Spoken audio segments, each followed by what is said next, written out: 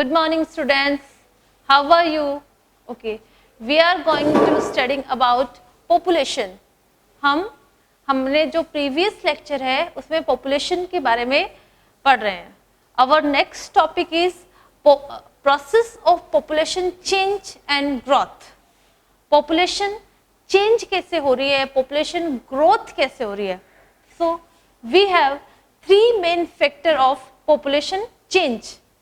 According to your book or normally we have three factor: birth rate, death rate and migration. These three factors for the change of population. Population का change होना, कम भी होना या ज्यादा होना, लेकिन generally कम तो हो ही नहीं रहा, तो कम की क्या बात करेंगे. पॉपुलेशन क्या हो रही है, ग्रोथ हो रही है. सो पॉपुलेशन ग्रोथ के पीछे तीन factor: birth rate, death rate and migration. So first, what is birth rate, what is death rate and what is migration. Live birth of पर 1000 person. live birth of per 1000 person is birth rate. Number of death of per 1000 person. live birth कितना है पर 1000 person पे, जो हमारी counting है और जो ग्रोथ रेट जो निकालते हैं, बर्थ रेट जो निकाल रहे हैं, नंबर ऑफ बर्थ निकालेंगे तो live birth of all the places. Number of death अगर हम कैलकुलेट कर रहे हैं तो नंबर ऑफ डेथ, लेकिन बर्थ रेट और डेथ रेट हमें अगर कैलकुलेट करनी है तो ये रहेगी लाइव बर्थ ऑफ पर 1000 person and death rate number of death on पर 1000 person. Third point is migration. Migration means people change their places. People migrated one place to another places.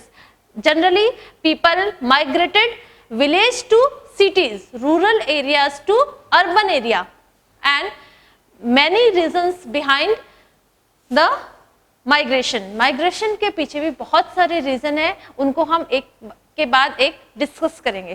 पहले क्या है, birth rate and death rate. अब देखो हमारे पास कुछ ratios हैं. 1951 okay, total population जो है उसका कितना परसेंटेज इंक्रीज हुआ.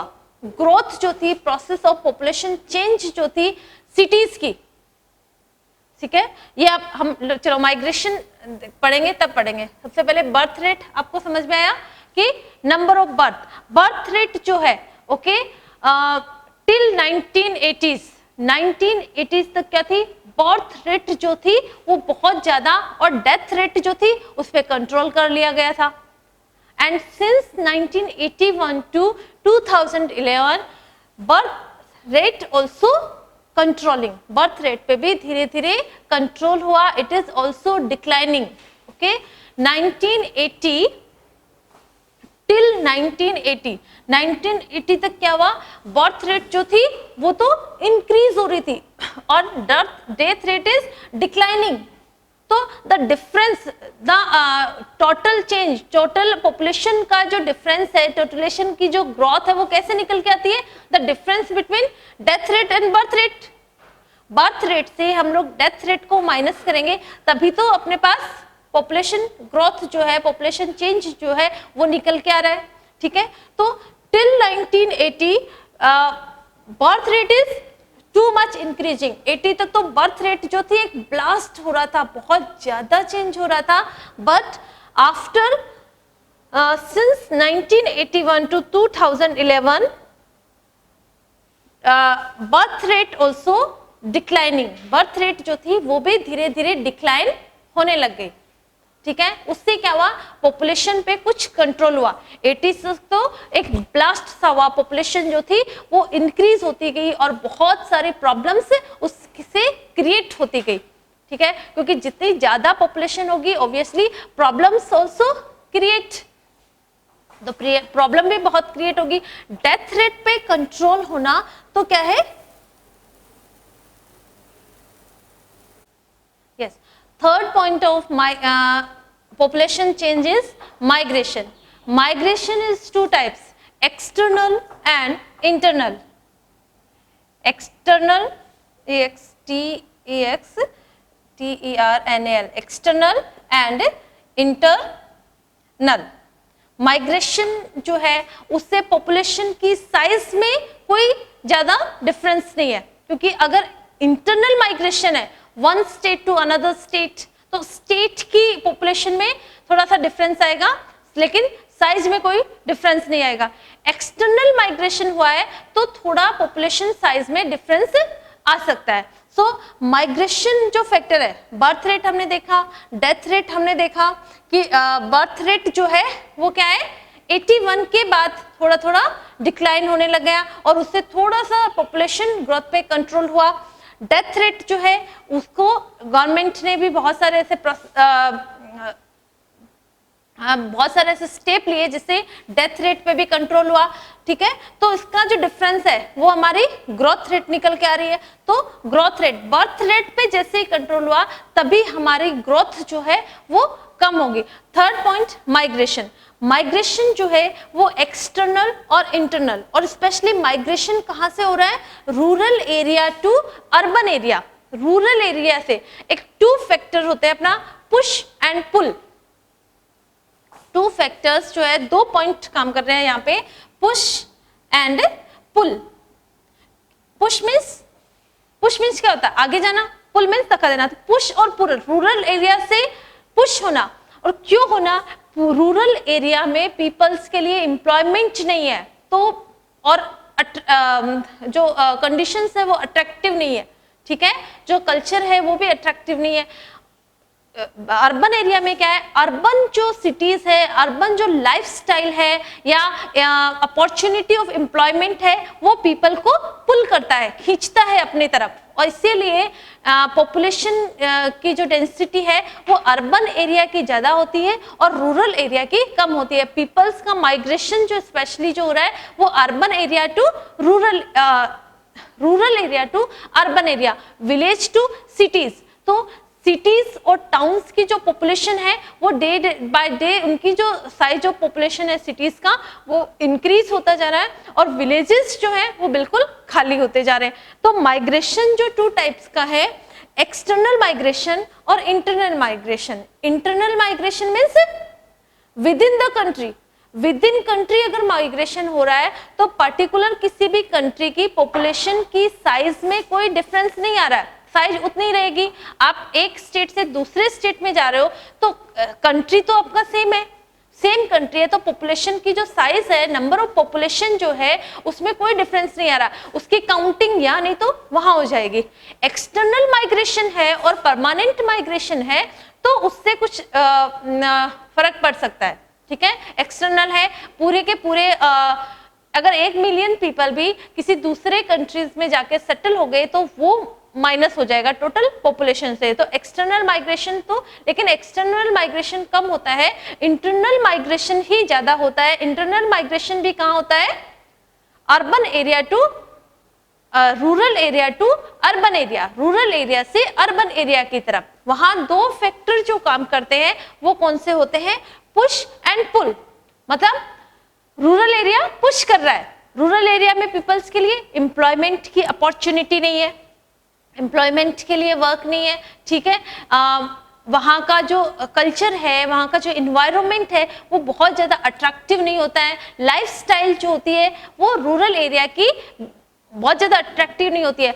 सिटीज़ की, अर्बन एरिया की लाइफस्टाइल अट्रैक्ट होती है, वो पीपल्स को अट्रैक्ट करती है। अगर फैमिली में एक पर्सन भी जॉब के लिए सिटीज़ में जा रहा है तो वो धीरे धीरे उसकी पूरी फैमिली अट्रैक्ट होगी and all are settled in cities. इससे क्या होगा, सिटीज की जो पॉपुलेशन है वो धीरे धीरे इंक्रीज हो जाएगी, सिटीज की डेंसिटी जो है, सिटीज का पॉपुलेशन लोडेड जो है वो ज्यादा होगा, ठीक है। ये है migration. Migration means change the place, migrate one place to another place, and in India especially migrated done in rural area to urban area, rural area. अब देखो अर्बन एरिया की जो पॉपुलेशन किस तरह से इंक्रीज हुई है, ठीक है। 1951 में जो टोटल पॉपुलेशन जो थी अर्बन एरिया की, उसका माइग्रेशन के कारण 16.29% इंक्रीज हो गया।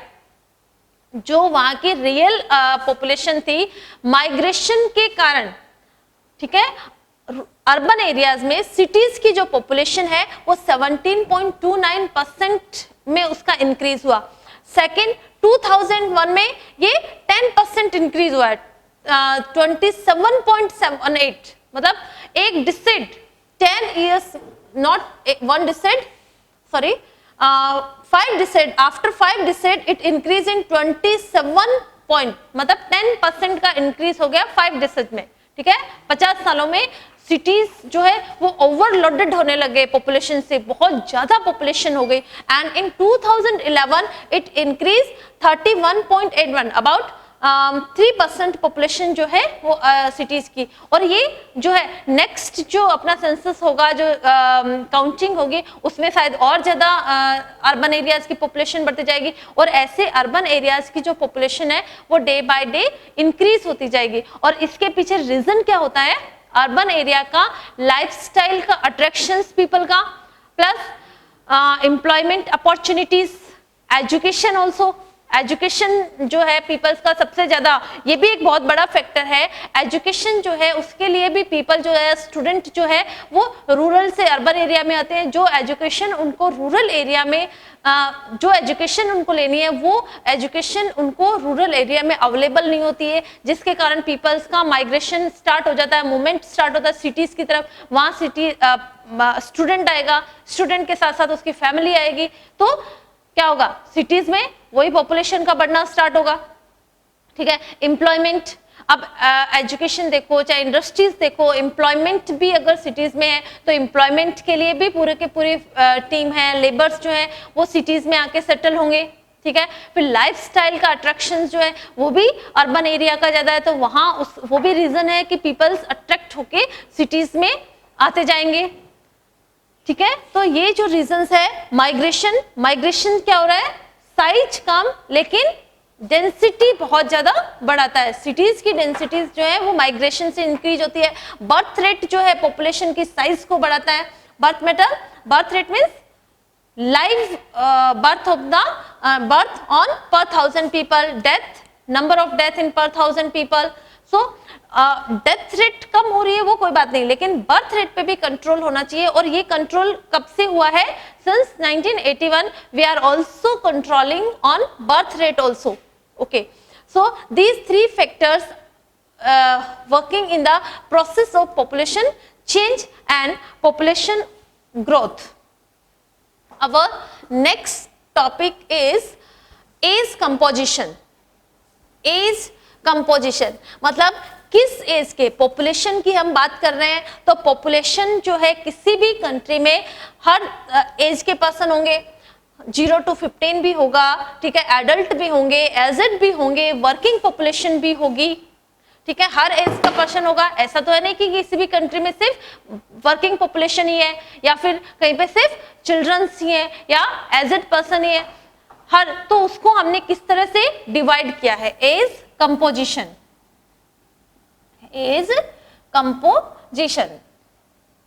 एज कंपोजिशन क्या है हमारा, we have divided 3 age factors. हमने एज को 3 पार्ट्स में डिवाइड किया है, 0 to 15 years, first 0 to 15 years, second 16 to 59 years, and third above 60 years। As जो पर्सन है, एक कैटेगरीज जो है पर्सन्स की, उसको 3 कैटेगरी में, एज कंपोजिशन को हमने 3 कैटेगरीज में डिवाइड किया है। जो एज है, किस किस तरह के पर्सन, कितने पर्सन किस कैटेगरीज में आ रहे हैं, उसको हमने we have to divided in 3 categories, 0 to 15 years, 16 to 59 years and above 16 years। 0 to 15 years is 34.4%, of total population का 34.4% are comes in 0 to 15 years.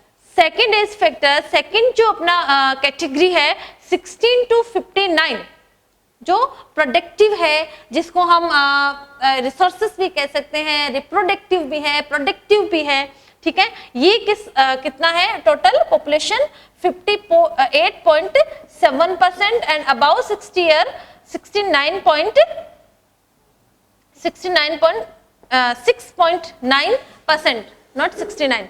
So these are the three categories of age composition. Age composition को हमने 3 पार्ट्स में divide किया।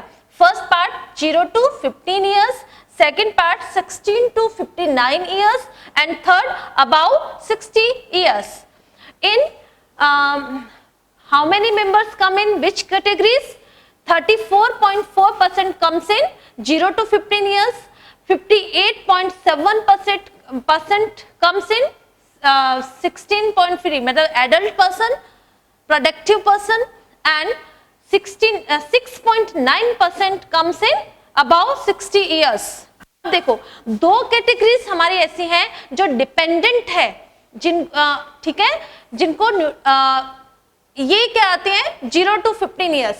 ये या बहुत child होता है, फिर उसके बाद मतलब 15 ईयर्स तक एजुकेशन ले रहा था, तो ये जो पर्सन है ये टोटली डिपेंड होते हैं किस पे? पेरेंट्स पे।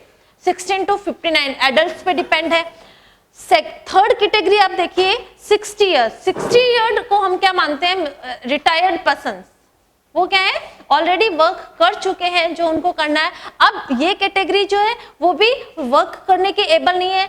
These 2 categories are depend on this category. ये दोनों कैटेगरीज जो है 0 to 15 एंड अबाउ 60 ईयर, दोनों कैटेगरी किस पे डिपेंड है? एडल्ट पर्सन्स पे। एडल्ट पर्सन्स क्या है?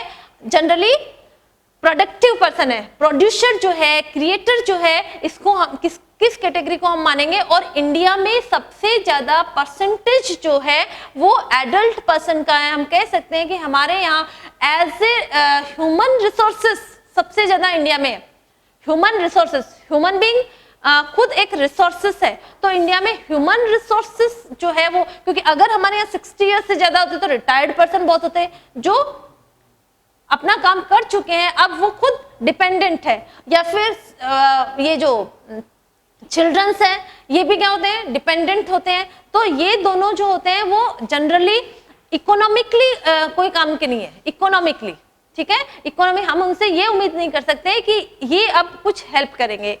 मतलब ये जो कैटेगरी है ये सबसे इंपॉर्टेंट कैटेगरीज होती है। ये दोनों तो क्या होते हैं? इन पे डिपेंडेंट है, इन पे डिपेंडेंट है।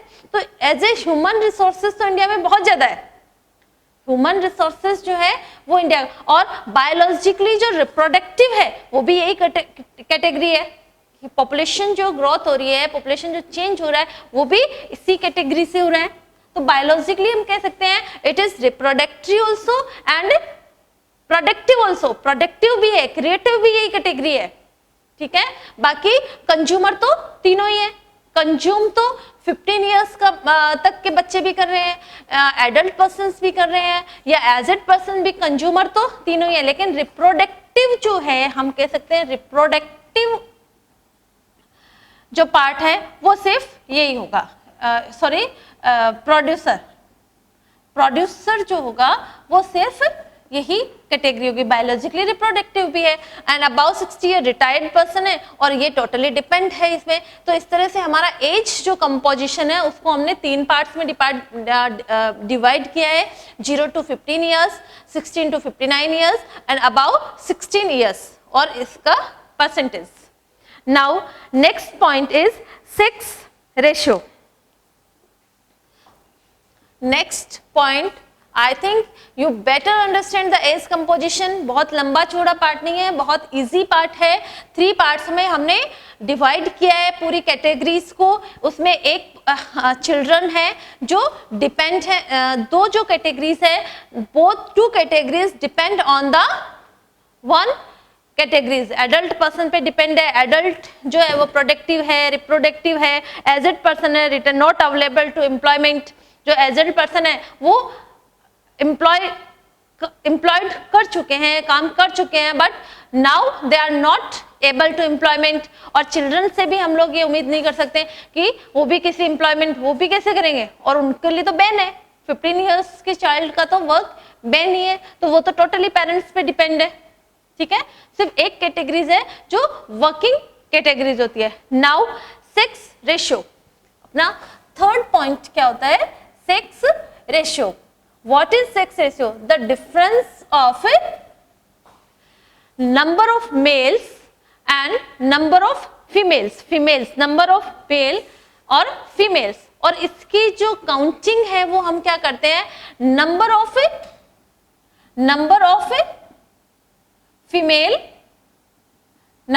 फीमेल ऑन पर थाउजेंड मेल। फीमेल का जो नंबर है वो नंबर ऑफ फीमेल, मतलब सेक्स रेशियो अगर हमें निकालना है, sex ratio number of male and number of female, वो तो एग्जैक्ट हमारे पास नंबर आ जाएगा कि एग्जैक्ट इतनी पॉपुलेशन है, उसका सिर्फ रेशियो हमें निकालना है, तो नंबर ऑफ कितनी फीमेल जो है 1000 पर्सन्स पे है कि नंबर ऑफ मेल। और ये जो रेशियो है, ये जो सिचुएशंस है, इनमें जो हार्श कंडीशन पे है वो क्या है, फीमेल की जो कंडीशन है वो बहुत ही बेड कंडीशन पे है। फीमेल्स का जो रेशियो है वो मेल से बहुत ज्यादा कम है। हम आपके बुक में figure 6.2, the ratio of the male and female of 1951 to 2011 shows in your book the figure 6.2 here in 1951. okay, और ये जो रेशियो है this is unfavourable for female के लिए क्या है, अनफेवरेबल है। फीमेल की जो कंडीशंस है, जो नंबर है वो बहुत ज्यादा कम है, और हमारी जो काउंटिंग है वो क्या है, पर 1000 पे हो रही है। 1000 पे हाउ मेनी विमेन्स इन पर 1000 मेल, 1000 पे कितनी है, तो मैं आपको ये टेबल आपको बताती हूँ। In 1951 only 946 womens are there, 946 on 1000 person. ये क्या है, विमेन और 1000 male. In 1961 941, 941, 1971, 930, 1981, 934, 934, and in 1999, 929, and in 2001, 1933, and in 2011 1943.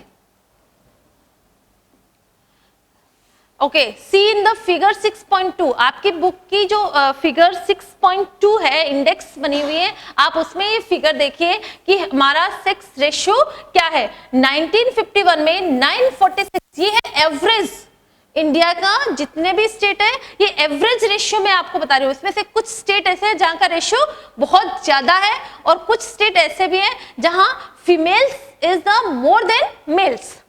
C here in 1951 946, मतलब 1000 मेल पे 946। तो आप ये मत समझना कि 946 कोई ज्यादा डिफरेंस नहीं है, हमारी जो पॉपुलेशन है वो मिलियंस में है।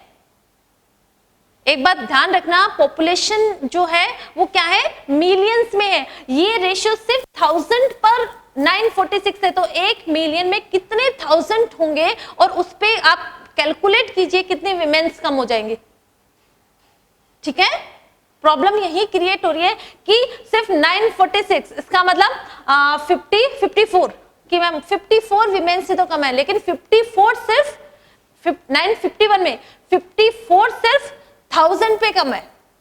ठीक है, मिलियंस में कितने 1000 होंगे, कितनी विमेन्स कम होंगी। ठीक है, ये 61 में और कम हुई, देखो 61 में और कम हुई, वो कितनी होगी 41, 46 तो थी 51 में 41 एंड 71 में, इसका मतलब विमेन्स की गर्ल चाइल्ड का जो इन्फेक्टिसाइड है वो और ज्यादा बढ़ता रहा। गर्ल चाइल्ड जो है उनकी जो कंडीशन है अनफेवरेबल और ज्यादा बनती गई, ठीक है, ये रेशियो बढ़ता गया। 81 में 34, मतलब 51 से भी ये रेशियो कम ही होता जा रहा है, बढ़ नहीं रहा है, ठीक है। 91 में 933, बहुत और ज्यादा डिफरेंस हो गया, ये एवरेज डिफरेंस है पूरे कंट्री का, ठीक है। 2011 1943, 2011 तक भी देखो, till 2011 we are not equal to 1951, 11 तक आने के बाद भी हम 1951 को भी कवर नहीं कर पाए, मतलब 51 की condition is more better than 2011। अब ये डिफरेंस जो है ये क्या है, पर 1000 पीपल, ओके, 1000 में ही डिफरेंस है। अब सोचिए कि कितने मिलियंस में कितने 1000 और कितना ज्यादा डिफरेंस ये होगा, ठीक है। अब इसमें कुछ स्टेट तो ऐसे वहां का डिफरेंस, ये हमने पूरे कंट्री का एवरेज डिफरेंस दिया हुआ आपको, हम लोग इंडिया के बारे में डिस्कस कर रहे हैं और ये किसी पर्टिकुलर स्टेट का नहीं, ऑल ओवर इंडिया का एवरेज निकाला है, ठीक है, एवरेज। अब ठीक है, स्टेट का देखिए, केरल हैव 1084 इन 2011 का सेंसस के, मतलब केरल में number of womens is more than males, Kerala में विमेन्स जो है वो मेल से 84 ज्यादा है, मतलब ये भी पर 1000 पे है। चलो केरल में तो ज्यादा है, लेकिन पूरा इंडिया का एवरेज देखिए ये बहुत कम है, ठीक है।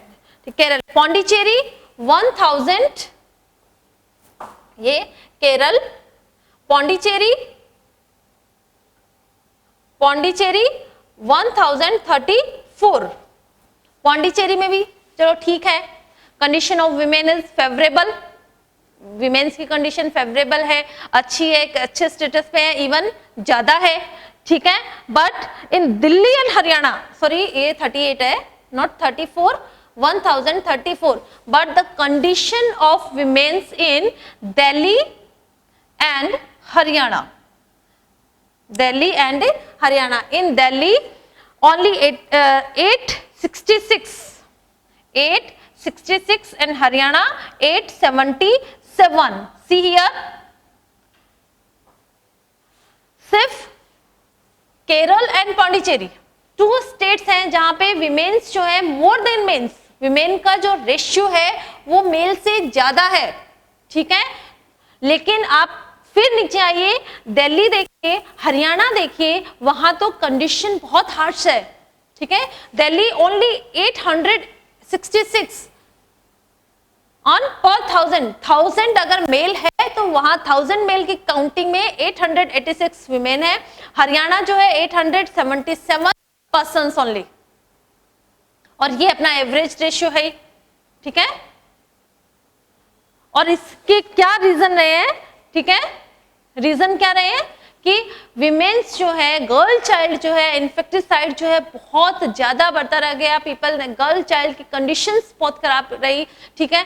पीपल जो है they wanted only he baby, okay, male baby, उनको सिर्फ मेल बेबी, तो इसीलिए ये कंडीशंस निकल के आई। इवन देखो हमारी कंडीशन जो है 51 में, फिर 1946, ये भी बहुत कम है, it is not too much and too good position, it is also bad condition, but after this, इसके बाद कम से कम अवेयरनेस आनी चाहिए, बढ़ना चाहिए, जब रेशियो जो है वो बिल्कुल इक्वेबल होना चाहिए, बल्कि इसके बाद तो हमारा जो रेशियो है वो और ज्यादा कम होता जा रहा है, ठीक है। इन 6.2 figure you can see in your book, okay, आपकी बुक में देखना है, ये पूरी टेबल बनी हुई है, और यहाँ कुछ स्टेट्स हैं, मैंने 4 स्टेट्स के एग्जांपल दिए हैं, Kerala, Pondicherry have more females than the male, but the condition of Haryana and Delhi is too bad. Haryana and Delhi की कंडीशन तो बहुत ज्यादा खराब है, हाँ, 900 भी उनका रेशियो पर नहीं जा रहा, तो 866, 877, okay.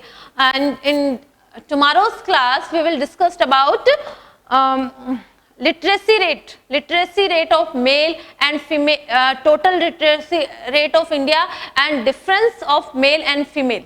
Okay, today we discussed on the two topic, the change in population growth, and how the three factor of the population change: birth rate, death rate, and migration. And our one topic is sex ratio, difference between the number of male and number of female.